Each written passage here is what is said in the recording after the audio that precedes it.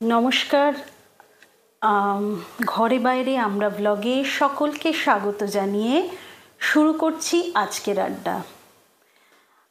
মাঝখানে আমার একটু শরীর টরীর খারাপ থাকায় আমি ঠিক কন্টিনিউ করতে পারিনি, তার জন্য আমি খুবই দুঃখিত। কিন্তু আজকে আমার পাশে যে বসে আছে সে আমার পাশে বসে থাকাতে আমার সব দুঃখ মোটামুটি চলে গেছে। কারণ গত 1 বছর ধরে আমাদের দুজনের একটা টানাপোড়েন চলছে যে আজকে পরের সপ্তাহে নক করলে তারপরের সপ্তাহে কখনো ও বিজি হয়ে যাচ্ছে, কখনো আমি, এরকম করে একটা আমাদের টানাপোড়েন চলছিলই। তো কালকে রাতে যখন ও হ্যাঁ বলেছে আমি আর কোনো দিকে তাকাইনি, মানে একদম পুরো ঝাঁপিয়ে পড়েছি ওর ওপরে। যাই হোক, আমার পাশে বসে আছে নৃত্যশিল্পী মৌটুসী বাগচি সান্যাল। আসুন আপনাদের সকলের সঙ্গে পরিচয় করিয়ে দিই। নমস্কার মৌটুসী। নমস্কার শ্রীরূপা। আমাদের সেম স্কুল, তো মোটামুটি আমাদের মানে কথাবার্তা স্টাইল বা সব কিছুই হয়তো আপনাদের সকলের একই রকম লাগবে, কারণ আমাদের স্কুলের শিক্ষাটাই একটু হয়তো আলাদা ছিল বলে আমি না, আমার মনে হয় আমার স্কুলের যারা সবাই তারা সবাই মনে করবে। একদম। ঘরে বাইরে আমরা প্রথমেই যেটা করি সকলেরই ব্যাগে ঢোকে, তো আমি তোমার ব্যাগে ঢুকবো আজকে। তো তুমি আমাকে বলো যে তুমি কোন 3টে জিনিস ছাড়া বাইরে বেরোনোর কথা জাস্ট ভাবতেই পারো না? এক তো মোবাইল ফোন, যেটা ছাড়া আমরা কেউই বাইরে বেরোনোর কথা ভাবতে পারি না। আর অফকোর্স পার্স, টাকা পয়সা। আর সেই অর্থে হয়তো হেডফোনটা। আচ্ছা, এমনিতে আমার তোমাকে দেখে যেটুকু মনে হয় যে তুমি খুব সাজো এরকম নয়, একটু সিম্পল, কিন্তু তুমি এতটাই সুন্দর যে কিছু না সেজেই মনে হবে যে খুব সেজেছো। পরের পার্টটা আমি জানি না কতটা সত্যি মিথ্যে, তবে শুনে খুব ভালো লাগলো, ফ্ল্যাটার্ড। যাই হোক, তবে প্রথম পার্টটা সত্যি। প্রচণ্ড লেজি আমি, যদিও একজন নৃত্যশিল্পীর এটা হওয়াটা একদমই উচিত নয়, সব সময় সেজে গুজে সুন্দর হয়ে থাকাটাই আমাদের কাজ। কিন্তু ওই আর কি, এত বেশি সাজতে হয়, এত বেশি মেকআপ করতে হয় যখন পারফরমেন্স থাকে, সেই জন্য হয়তো লেজি হয়ে গেছি। মানে অন্যান্য সব সময় যতটা কম সেজে বেরোনো যায়, ইভেন শাড়ির বদলে সালোয়ার কামিজ, যেখানে বলে রাখা ভালো যে ছোট থেকেই ভীষণ ভীষণ ভালো নাচ করে, ঠিক আছে? ইনফ্যাক্ট স্কুলে আমরা একসঙ্গে একটা নৃত্যনাট্য অবশ্যই করেছিলাম। কালমৃগয়াটা একসঙ্গে করেছিলাম, আমার মনে আছে। এক্স্যাক্টলি। আর চণ্ডালিকাটাও আমার মনে হচ্ছে করেছিলাম। হ্যাঁ, চুড়িওয়ালাটা কি তুমি? হ্যাঁ হ্যাঁ। তোমার ছোটবেলাটাতে যেতে চাই। তোমার ছোটবেলাটা বলতে তোমার তো, তুমি তো বর্ন অ্যান্ড ব্রট আপ পুরোটাই কলকাতায়। একদম। তুমি বর্ন মানে কলকাতাতেই, খাঁটি কলকাতাই যাকে বলে। একদম। তো মানে এখন এই এত বছর কলকাতায় থেকে, তুমি মাঝখানে অবশ্য কলকাতায় ছিলে না, তখন তুমি বাইরে ছিলে, তাই তো? বহু বছর বিবাহ সূত্রে। বিবাহ সূত্রে। তো সেই গল্পটাই আমরা পরে আসছি। তো আমার যেটা মনে হচ্ছে যে এই কলকাতায় যেই এত বছর ধরে আছো, কলকাতার প্রতি কি প্রেম এতটুকুও কমেছে না একই রকম আছে? না, কলকাতার প্রতি প্রেম তো কোনোদিনই কমবার নয়, এবং কলকাতা ছেড়ে অন্য কোথাও বেশি দিন থাকলেও সত্যিকার কথা হাঁসফাঁস করে। এবং সেই যে বিলাসবহুল জীবনটা যেটা দেখে এসেছি, প্রথম বিশ্বের দেশ থেকে শুরু করে ইউরোপ, আমেরিকা, সমস্ত দেশে থাকার অভিজ্ঞতা হয়েছে, সব খুব ভালো সমস্ত কিছু। কিন্তু ছেড়ে যে চলে এসেছি, একটুও মিস করি না, একটুও মিস করি না। মানে এটা কিন্তু আমি বলছি, তোমার মতন এই কনফেস যে করলে, এটা কিন্তু সবাই করে না। মানে আমার খুব ভাল লাগলো যে তুমি এত সুন্দরভাবে এত সহজ করে সহজ কথাটাকে কনফেস করলে, দারুণ লাগলো। যাই হোক, তুমি আমার যতদূর মনে পড়ছে তুমি যৌথ পরিবারে বোধহয় বড় হয়েছো। একদম, তাই না? একদম। আমার অনেক কাকা কাকিমা সবাই একসাথে, এবং আজকে যেটুকু যা হয়েছি সেইটুকুর পিছনে আমার কাকাদের অবদান অনস্বীকার্য। বাবা মা তো ছিলেনই, বাবা মা সবার পিছনে থাকেন, কিন্তু আমার বাড়তি পাওনা হচ্ছে আমার কাকারা। আমার নাচের ক্যারিয়ার থেকে শুরু করে সমস্ত কিছুর ব্যাপারে, এবং এখনও আমার প্রতিটি অনুষ্ঠানে দর্শক হিসেবে আর কেউ থাকুন না থাকুক, আমার কাকারা থাকবেন। বাহ, তো মানে এটা কিন্তু একটা বিশাল বড় আশীর্বাদ। একদম একদম মানে সত্যি। আর একটা জিনিস আমার জীবনে, মানে আমার জীবনের সাথে তোমার জীবনের একটা কোথাও মিল পাই, সেটা হচ্ছে আমার জীবনে আমার বাবা একটা ভীষণ ইম্পর্ট্যান্ট ক্যারেক্টার প্লে করতেন। তো আমার মনে হয় তোমার জীবনেও বোধহয় সেম। মানে আমি ফেসবুকে যেটুকু দেখেছি ছবি টবি, মানে কাকুর প্রতি তোমার একটা আলাদাই একটা মানে সফট কর্নার, একটা আলাদাই জায়গা। বাবার প্রতি সফট কর্নার বলাটা অবশ্য ঠিক না। হ্যাঁ, মানে বাবার তো সব মানে মেয়েদেরই বাবা তো মানে মেয়েরা বাবার প্রিন্সেস, সব মেয়েদের ক্ষেত্রে এটা কমন। আমার ক্ষেত্রেও তার ব্যতিক্রম নয়। এবং বাবারা যেরকম হয়, মানে আমার যেরকম মনে আছে, আমার বিএসসি পার্ট 1 নাকি পার্ট 2 কোনো একটা রেজাল্ট খুব খারাপ হয়েছিল, মানে যা এক্সপেকটেশন ছিল সেই তুলনায় পার্সেন্টেজ অনেক কম এসেছিল। তুমি তো বোধহয় ফিজিক্স নিয়ে পড়াশোনা? হ্যাঁ, আমার ফিজিক্স অনার্স ছিল। তো আমার মনে হয় পার্ট 1-ই, কারণ পার্ট 2-তে আমি কিছুটা মেকআপ করেছিলাম। পার্ট 1-এর পার্সেন্টেজ খুব খারাপ এসেছিল। তো বাড়িতে একটা থমথমে পরিবেশ, আমার তো নিজের মন খারাপই, মায়ের মুখের দিকেও তাকাতে পারছি না। বাপি কাজ থেকে ফিরে এসে সব কিছু শুনে টুনে প্রথম আমাকে জিজ্ঞেস করলো, মামুন তোর কি খেতে ইচ্ছে করছে বল। মানে রেজাল্ট যে বেরিয়েছে সেটা যে খারাপ হয়েছে সেটা নিয়ে একটা কথাও নয়, তোর কি খেতে ইচ্ছে করছে বল। মানে অ্যাজ ইফ আমি একটা বিশাল কিছু করে ফেলেছি। তো এই রকম ছোট ছোট ঘটনা।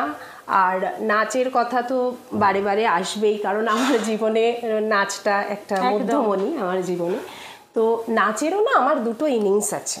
ছোটবেলা 4 বছর বয়স থেকে নাচ শেখা শুরু, টানা মানে 15-16 বছর অবধি তো একের পর এক পরীক্ষা, প্রচুর কম্পিটিশনস, প্রচুর বলে রাখা ভালো, একটু কেটেই বলছি। সেটা হচ্ছে ওর একটা নাচের শিক্ষা প্রতিষ্ঠান আছে যেটাকে ও পরিচালনা করে, ছন্দকায়া সেই শিক্ষা প্রতিষ্ঠান নাম। মানে আমার বলতেও খুব গর্ব অনুভব হচ্ছে যে এরকম একজন ভালো মানে এত বড় একজন ডান্সারের পাশে আমি বসে আছি। খুব ভালো লাগে এবং ও অসাধারণ নাচে, মানে জাস্ট কোনো কথা হবে না। ছোটোবেলা থেকে ওটা হচ্ছিল। তারপরে ওই 15-16 বছর বয়সে যা হয়, পড়াশোনার চাপ, সমস্ত কিছুর জন্য একটুখানি নাচটা ছাড়া হলো। তারপরে তো 11-12 ফিজিক্স অনার্সে প্রচণ্ড পড়াশোনার চাপ। এত কিছুর পরে আমার কি হলো না, বিয়ে হয়ে গেল। তো বিয়ে হয়ে আর হলো লাভ ম্যারেজ একদম। তো বিয়ের পরে মানে এমনই একজনের সাথে বিয়ে হলো যে বিয়ের পরে আমাকে বাইরেও চলে যেতে হলো এবং বহু বছর বাইরে ছিলাম, মানে মোটামুটি নাচের সাথে পূর্ণচ্ছেদ। হ্যাঁ, তো এবং সেটা বেশ বড় একটা খুব মন খারাপের জায়গাও ছিল। মানে তখন বলে না যে এক একটা বয়সে মানুষ একটুখানি আত্মবিস্মৃত হয়, আমিও বোধহয় খানিকটা সেরকম হয়েছিলাম।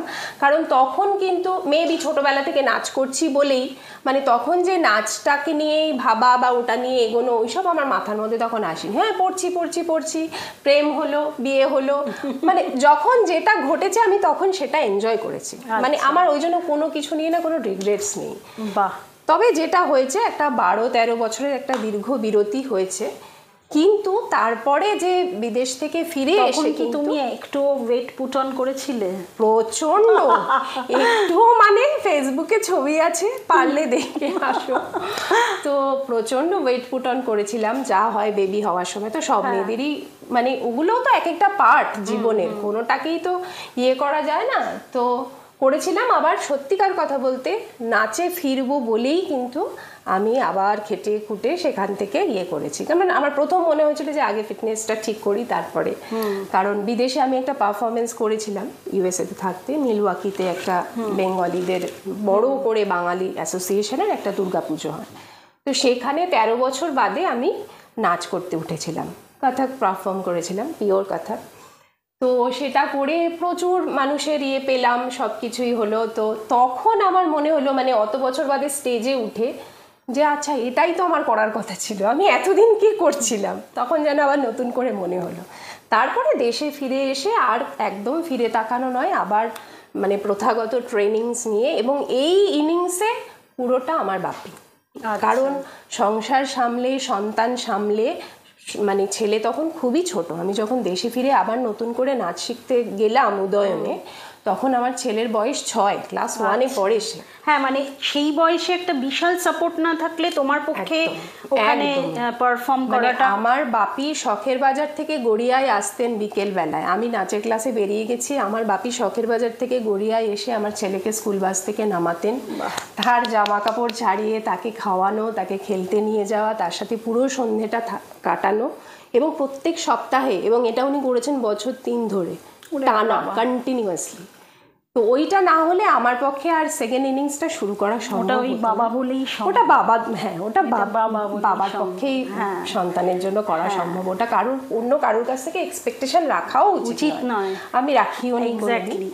যখন যেটুকু যেভাবে পাশে থেকেছে, এবং অবশ্যই আমার হাজবেন্ডের অবদান তো অবশ্যই, কারণ দেখো বাড়িতে সাপোর্ট না থাকলে সেটা তো কোনোদিনই তোমার মাথায় তো সেই পিস অফ মাইন্ডটাই থাকবে না যে তুমি এটা নিয়ে একটা ফুল টাইম কিছু করবে। তো এই এত সুন্দর কথা বলার পেছনে আমি আবারও বলছি, সেই মানে স্কুল, আমাদের স্কুলিংটাই আমরা ভীষণ গর্ববোধ করি একদম। মানে আমাদের উদয়নে প্রচন্ড একটা শৃঙ্খলা। মানে তুমি মমতা শঙ্করের, আমি মমতা শঙ্করের শিষ্যা এবং ছাত্রী, তো ওইখানেও প্রচণ্ড শৃঙ্খলার মধ্যে দিয়েই একটা ওই ছিল। এবং সেইখানে থাকতে একদিন আমাকে বলেছিলেন ওখানকার শিক্ষিকা একজন, যে তোমাকে দেখে মনে হয় তুমি যেন ছোট্টবেলা থেকে উদয়নেই বড় হয়েছো।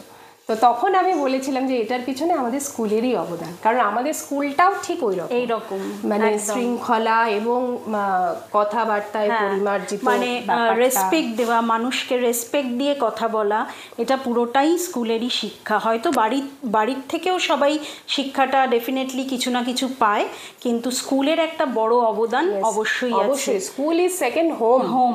এক্স্যাক্টলি। তো এরপর আমি চলে যাব যে তোমার বিবাহিত জীবনটা কেমন কেটেছে? বিবাহিত জীবন, টাচউড আমার বর নেই এখন বাড়িতে, মানে হাজবেন্ড হিসেবে আমি তাকে 100-1000 দেব। আচ্ছা, মানে আমি হয়তো অত ভালো বউ নই যত ভালো ও অ্যাজ হাজবেন্ড, এবং শুধু হাজবেন্ড নয়, as a son in law, as a father, সব কিছুতে হি ইজ এক্সেলেন্ট। বাহ। কিন্তু তার মানে কি এই যে ঝগড়াঝাটি হয় না, সেসব সবই হয়, কিন্তু at the end of the day, দিনের শেষে তার সাপোর্ট। এবং সবচেয়ে যেটা বড় কথা শ্রীরূপা আমি একটু বলি, সেটা হচ্ছে নাচ সম্বন্ধে সেই মানুষটার বিশেষ কোনো আইডিয়া নেই। সে ভীষণই পড়াশোনা করে, একদম মানে পড়াশোনা নিয়েই বড় হয়েছে। হি ওয়াজ আ ব্রিলিয়েন্ট স্টুডেন্ট, মাধ্যমিকে স্ট্যান্ড করা, তো পড়াশোনার বাইরে ও কিছুই জানতো না কখনোই। ইভেন আমার সাথে যখন ভালোবাসা হচ্ছে, আমি বললাম না আমি আত্মবিস্মৃত হয়েছিলাম, নাচটা যে আমার জন্যে কতখানি সেটাও কিন্তু ওকে কোনোদিনও আমার সেইভাবে বলা হয়নি। ও জানতো আমি নাচ শিখি কোথাও একটা, এই পর্যন্ত। তো সেই জন্য যখন বিয়ে হয় তারপর থেকে আমি হোম মেকারই ছিলাম। তো এই যে অল টাইম হোম মেকার থেকে বউ হঠাৎ করে চেঞ্জ হয়ে নর্তকী হয়ে গেল, একদম ফুল টাইম ডান্সার হয়ে গেল, একটা স্কুল খুলে ফেললো। হ্যাঁ, স্কুল খুলে ফেললো, প্রত্যেক মাসে তার কোথাও না কোথাও পারফরমেন্স, সে আউট স্টেশন চলে যাচ্ছে পারফরমেন্স করতে টিচারের সাথে। তো এইটা কিন্তু মেনে নেওয়াটা, even not only as husband, as ওয়াইফও মেনে নেওয়াটা, যে আমি একটা মানুষকে এরম জেনে বিয়ে করেছিলাম, তারপরে সে আস্তে আস্তে এইভাবে গ্রো করলো, এবং সেই গ্রোথটা কন্টিনিউয়াস সাপোর্ট করাটা, ইটস নট ইজি। ওর জন্যও ইজি ছিল না অবশ্যই, সেই জন্য প্রথম অনেক প্রবলেমই হয়েছে। তুমি বাইরে কোথায় ছিলে? বাইরে ছিলাম হচ্ছে ইউরোপে ছিলাম, মানে প্যারিসে ছিলাম বিয়ের পরে প্রথমে, তারপরে ফিরে এসে আবার ফ্রান্সেই ভার্সাইতে ছিলাম, তারপরে সেখান থেকে আবার চলে গেলাম ইউএসএতে, মিলওয়াকিতে ছিলাম 3 বছর। এই যে ধরো তোমার এই পুরো একটা ডিফারেন্ট ওয়ার্ল্ডে তুমি চলে গেলে জাস্ট বিয়ের পরেই, তো তোমার ওদের মানে দেখো ওখানে তো হাত বাড়ালেই হাউস হেল্প এগুলো তো পাওয়া যায় না, একদম না। তো ওগুলো তোমাকে অ্যাকসেপ্ট করতে হয়েছে। প্রথমে কি তোমার কোনো অসুবিধা হয়েছে? অসুবিধা বলতে ওইগুলোতে অতটাও অসুবিধা হয়নি, কারণ হ্যাঁ হাউস হেল্প না থাকলেও টেকনিক্যাল হেল্প এত বেশি থাকে, ধরো বাসন মাজার যন্ত্র থেকে শুরু করে, আর ঘরদোর তো অপরিষ্কার হয়ই না ওখানে, পলিউশন নেই, সেই জন্য মানে বাড়িতে সপ্তাহে একদিন একটা ভ্যাকুয়াম ক্লিনার চালিয়ে দিলেই হয়। আমরা ভাবতে পারি সপ্তাহে একদিন ঝাড়া মোছা করার কথা, তো পলিউশন নেই, সেই জন্য ধুলোবালিরও ব্যাপার নেই। তো সেই অর্থে সেইটা নিয়ে সমস্যা হয়নি। কিন্তু মেবি মানে আমরা যেহেতু খুব কম বয়সে আমাদের বিয়ে হয়েছে এবং বাইরে চলে গেছি, মানে বলতে অসুবিধা নেই, আমার 22 বছর বয়স ছিল আর আমার বরের 24 বছর বয়স ছিল। তো সেই জন্য না আমরা ভীষণ হোমসিক। আর আমাদের ব্যাকগ্রাউন্ডটা ভীষণ মধ্যবিত্ত পরিবার থেকে, আমরা দুজনেই। তো সেই জন্য ওই এক্সপোজারগুলো আমাদের ছিল না যে বিদেশ মানে এই সেই এসব ব্যাপার। তো এবং ওখানে গিয়ে যে চোখ ধাঁধিয়ে যাওয়া ব্যাপারটা ওটা কখনো হয়নি, মানে আমাদের সবসময় বাড়িতেই যেন মন পড়ে থাকতো। তো ওইটাই একমাত্র অসুবিধা মানে ছিল। ধরো তোমার বোধহয় ওখানেই বেবি হয়েছে? না না, বেবি আমার এখানে হয়েছে। আমার হাজবেন্ড তখন ইউএসএ চলে গেল, ও চেয়েছিল যে আমার ওখানে হোক, কিন্তু প্রথম সন্তান, আমি চাইনি যে মানে বাবা মায়ের আশ্রয় থেকে অত দূরে গিয়ে আমার ওই সাহসে কোলাইনি। নিয়ে ওখানে কবে গেলে? বেবিকে নিয়ে গেছি তখন 5 মাস। আচ্ছা, তো সেখানে তোমার এমনি কোনো অসুবিধা হয়নি যে ওকে একা ম্যানেজ? অবশ্যই, সব সময় একটা অ্যাংজাইটি থাকতো শ্রীরূপা, যে একটু কিছু হলে। আর যে দেশে আমি থাকতাম, একটা লোক ইংলিশে কথা বলেন না ওখানে, ফ্রেঞ্চ ছাড়া মানে খুব কম লোক ইংলিশে কথা বলে। ল্যাঙ্গুয়েজ ব্যারিয়ার, সেটা একটা সমস্যা। প্রথম মাতৃত্ব, বাচ্চাদের মানে কিছু হলে ডাক্তারকে গিয়ে যে বলা বোঝানো প্রচণ্ড, এবং তার থেকে ওইরকম অল্প বয়স, তো ভীষণই অ্যাংজাইটি, টেনশন এইসবের মধ্যেই কেটেছে ওই সময়টা। বরং রাদার পরে যখন আমরা ইউএসতে শিফট হলাম তখন খানিকটা এনজয় করেছি, যে মানে ওখানকার লাইফস্টাইল বলো, ওখানে গিয়ে জিমে ভর্তি হওয়া, ওখানকার বন্ধুদের সাথে বন্ধুত্ব করা। ছেলেও তখন ওখানে স্কুলে যেতে, ছেলেও খুব এনজয় করেছে, কারণ ওখানে তো ছোটোবেলাটায় একদম কোনো মানে প্রেশার নেই, পুরোটাই একদম একটা হ্যাপি গো লাকি লাইফ। কত বয়স অবধি ওখানে ছিল? 6 বছর। 6 বছর। বাহ। না, তারপরে ধরো যখন ও এখানে এলো, ওর কি এখানকার এই একাডেমিকটা একটু গ্রাস্প করতে অসুবিধা হয়েছে? একটু অসুবিধা বলতে ওই বাংলাটা নিয়ে সমস্যা হয়েছে, কারণ ওখানে তো বাংলাটা ছিল না। আর আমি মানে অ্যাজ আ লেজি মাদার আমি কিছু করাইও নি, আমি ভীষণই ক্যাজুয়াল চিরকালই। এখন ছেলে যে বড় হয়ে গেছে বা ছেলে যে 11-12 সব হয়ে গেল, আমি চিরকালই ভীষণ ক্যাজুয়াল। তো এখানেও আমার হাজবেন্ডের কথা বলতেই হয়, কারণ আমার ছেলের 10, 11, 12টা সবাই জানো ওই সময়টা কোভিড চলছিল। তো মানে ভীষণ ডিফিকাল্ট একটা টাইম গেছে, বা আর আমার পার্সোনাল লাইফেও গেছে অনেক কিছু ঝড়। ওই সময় কোভিড এরাতে তো প্রত্যেকটা মানুষেরই পার্সোনাল লাইফে কিছু না কিছু ঝড় গেছে। তো তার মধ্যে যে ছেলের 10, 11, 12 আমি ক্যাজুয়ালি থেকেছি। আমার হাজবেন্ড যতটা পেরেছে ছেলেকে ইয়ে করে। বাহ, এটাই হচ্ছে ব্যাপার। মানে এই সাপোর্টটাও তুমি তখন পেয়েছো? একদম, ভীষণভাবে। সেই। আচ্ছা, এবার আমাকে তুমি বলো যে এই সম্প্রতি 8 অগস্ট 9 অগস্ট গেছে, এটা একটা অফবিট প্রশ্ন তোমাকে করছি, কিন্তু আমি এটা করব, এটা আমি ভেবেই এসেছিলাম যে আজকে আমাদের 1 বছর হয়ে গেল, আমরা কলকাতা শহরেই আছি। একটা অন্যায় হয়েছিল 1 বছর আগে, ঠিক আছে? 1 বছর পরেও আমরা সিনারিওটা দেখলাম কি হলো। তো যাই হোক, এটা সম্পর্কে আমি তোমার কাছ থেকে 2-4 লাইন শুনতে চাইবো, মানে অ্যাজ এ উমেন।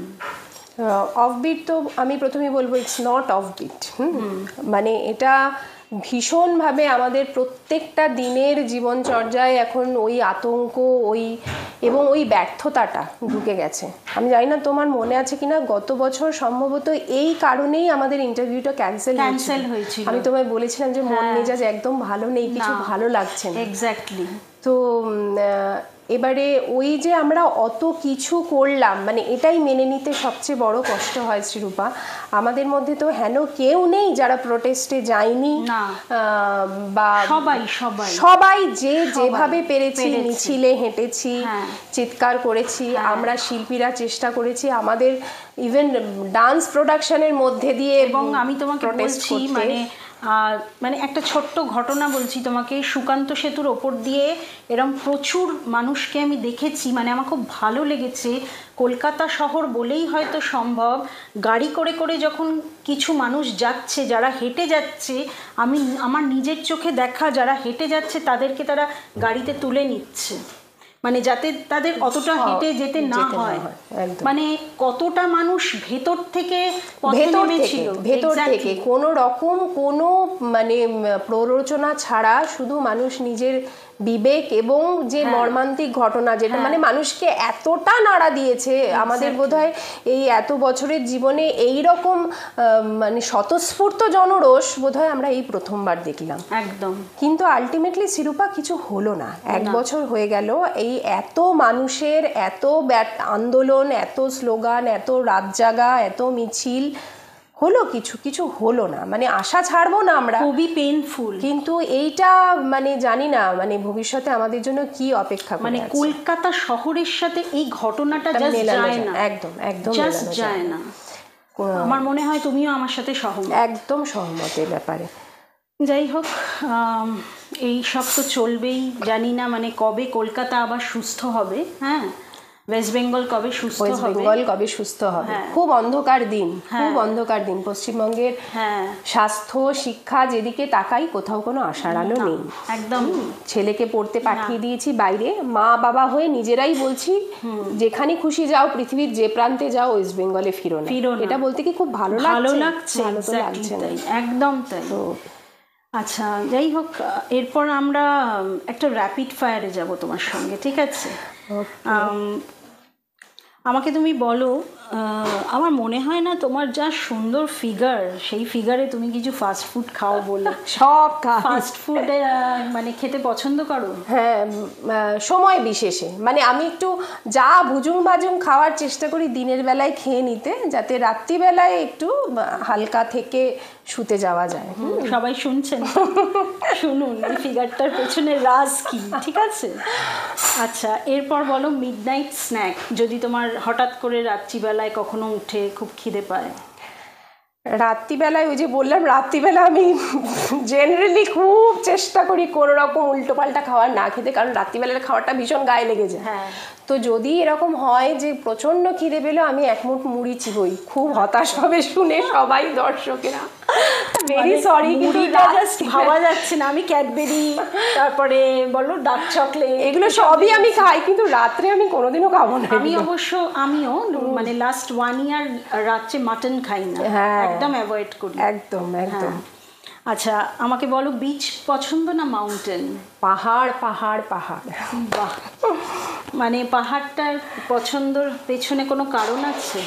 মানে সেটা কি তোমাকে খুব অ্যাট্রাক্ট করে? প্রচন্ড, মানে রহস্য, শান্তি, আর ওই যে মানে পাহাড় দূরের একটা মানে বিশাল, মানে ছোঁয়া যায় না তাকে, না? তো সেই জন্যই হয়তো। ফার্স্ট লাভ, সেটা যে কোনো কিছু হতে পারে, সেটা যে একটা মানুষই হতে হবে? অবশ্যই অবশ্যই, এটা তো আমার মনের কথা। হ্যাঁ, এটাতে কোনো প্রাইজ নেই এটা গেস করার জন্য। নাচ নাচ নাচ। আচ্ছা, ফার্স্ট অ্যান্ড লাস্ট। মোবাইল আমরা সবাই ইউজ করি, তুমি মোবাইলে সব থেকে বেশি কোন অ্যাপটা ইউজ করো? ইউটিউব। ইউটিউব, কারণ সারাক্ষণ ইউটিউবে ভালো ভালো কোথায় আনকমন গান, মিউজিক, যেগুলোর সাথে নাচ কম্পোজ করা যায়, এইগুলো খুঁজতে থাকি। বাহ, নিশ্চয়ই নাচ করছো মানে পারফরমেন্স, মানে আমাদের পারফরমেন্স করতে গেলে প্রচুর জুয়েলারি পরতেই হয়, ঠিক আছে, চাই বা না চাই।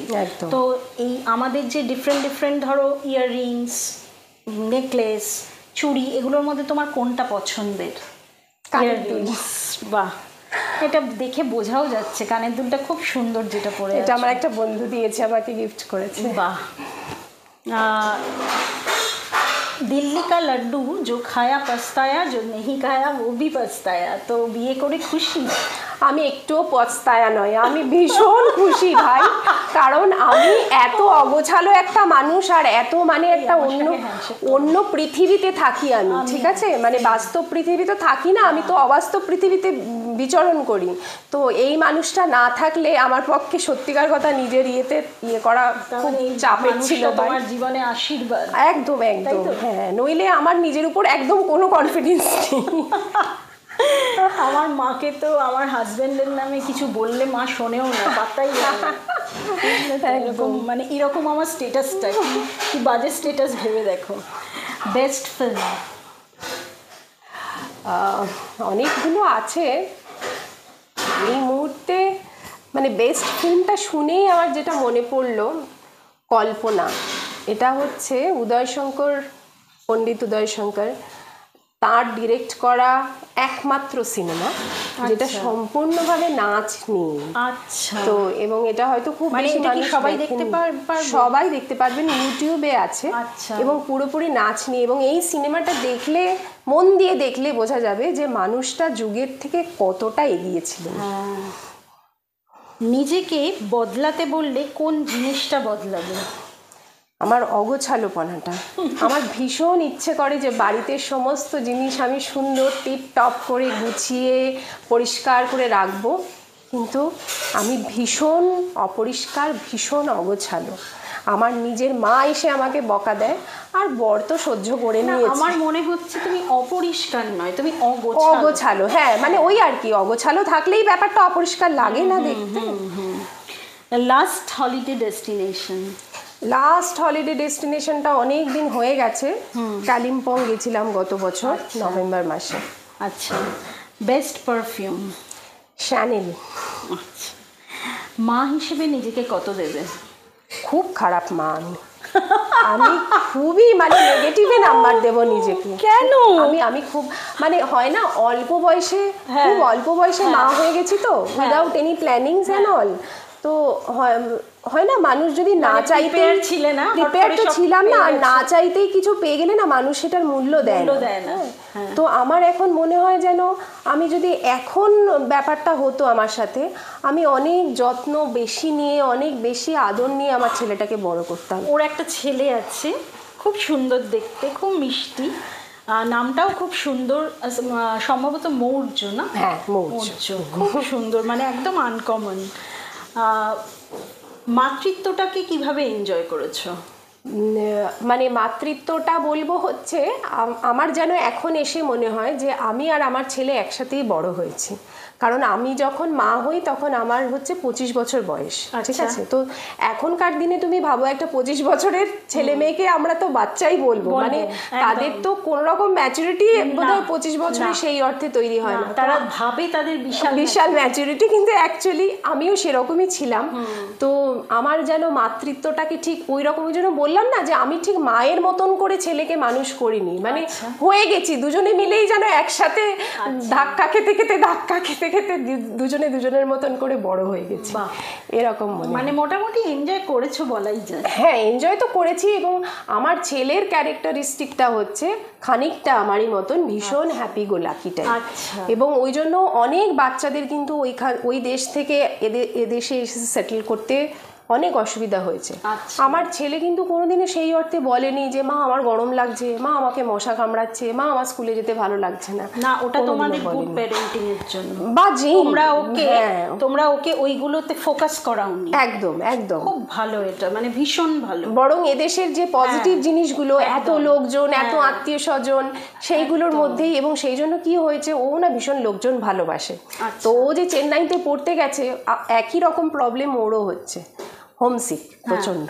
আচ্ছা আচ্ছা, তো ওরও হয়তো খুব কলকাতার জন্য মন খারাপ করে, তাই তো? হ্যাঁ, ভীষণ, সেও ভীষণ কলকাতা সিক, হোমসিক। এই তো ঘুরে গেল, আবার পুজোর সময় সে যদি না আসতে পারে তাহলে তার খুব মন খারাপ হবে। তো সেই জন্য যেভাবেই হোক 3 দিন 4 দিনের ছুটি নিয়ে ফ্লাইটের টিকিট কেটে তাকে নিয়ে আসতে হবে। আচ্ছা, মানে পুজোটা ও এখানেই থাকে? হ্যাঁ হ্যাঁ, খুব অল্প দিনের ছুটি, কারণ ওখানে পুজোতে খুব একটা ছুটি দেওয়া হয় না। নেক্সট মান্থেই তো পুজো, তো তোমার এমনিতে মানে নাচের পারফরমেন্স দিয়ে কিরকম কি প্ল্যান আছে? নাচের প্রোগ্রাম, হ্যাঁ, নাচের পারফরমেন্স বলতে ধরো এই আমাদের তুমি বোধহয় কিছুদিন আগে শোভাবাজার রাজবাড়িতে একটা কোনো প্রোগ্রাম করেছো? পরপর 2টো প্রোগ্রাম হলো, একটা বসন্ত উৎসব আর এই একটা পুজো পার্বণী উপলক্ষে একটা ওনাদের প্রোগ্রাম হচ্ছিল। ওটা কিন্তু গ্রেট। ওই শোভাবাজার রাজবাড়ির যিনি পুত্রবধূ, তার সাথে আমার পরিচয় হওয়ার সৌভাগ্য হয়েছে। তো তিনি এখন, এবং তিনি ভীষণ মানে শিল্পের সমজদার, তো প্রত্যেকটা অনুষ্ঠানেই উনি চেষ্টা করেন আর্ট এবং আর্টিস্টদের পাশে থাকার। দারুণ। এবার আমি যে কথাটা বলবো সেটা হচ্ছে, এই ঘরে বাইরে প্ল্যাটফর্মটা আমি শুরু করেছিলাম তোমাদের মতন ট্যালেন্টেড মানুষদেরকে সকলের সঙ্গে পরিচয় করাবো। ডেফিনেটলি তোমার ট্যালেন্টকে হয়তো এখনো পর্যন্ত প্রচুর মানুষ জেনেছে, কিন্তু আমার ইচ্ছে ছিল মানে প্রথম থেকেই যে মানে তোমাদের মতন এইসব ট্যালেন্টেড যারা তাদের সম্পর্কে আরও বেশি বেশি মানুষ জানতে পারে যেন। তো সেই জন্যই আমার এই প্ল্যাটফর্মে আসা। তো আমি তোমার কাছে জানতে চাইবো এই প্ল্যাটফর্মে এসে তোমার কেমন লাগছে। অবশ্যই ভীষণ ভালো লাগছে, তার কারণ শ্রীরূপা আমি বলি আমি নাচ তো করছি বহুদিনই, কিন্তু এরকম আমার তো মনে পড়ে না এরকমভাবে কেউ আমার ইন্টারভিউ নিয়েছে। আমার নিজেরও খুব মজা লাগছে, খুব এক্সাইটিং লাগছে ব্যাপারটা। কিন্তু থ্যাংক ইউ সো মাচ যে আমার কথা তুমি ভেবেছো যে আমি যোগ্য একজন হতেও পারি, তোমার প্ল্যাটফর্মে ইন্টারভিউ দেওয়ার মতন কিছুই করে উঠতে পারিনি, এখনও শিখে চলেছি এবং সারা জীবন শিখতে চাই। কিন্তু তাও তুমি যে এক্সপোজারটা দেওয়ার চেষ্টা করছো সেটা সত্যি সাধুবাদ জানাই। এবং আরেকটা কথা আমি বলি, ও কিন্তু যথেষ্ট ভালো একজন ডান্সার এবং ওকে আমি প্রায়ই বলি যে কেন ও নাচটা ছেড়ে দিল। এটা আমি সবাইকেই বলি, মানে এটা আমার একটা ঠাকুমাগিরি বলতে পারো, মানে যাদেরকে আমি জানি যে নাচ কোনো সময় করতো ভালো বা করার পসিবিলিটি আছে তাদেরকে আমি সবসময় বলতে থাকি যে করো, কেন করছো না।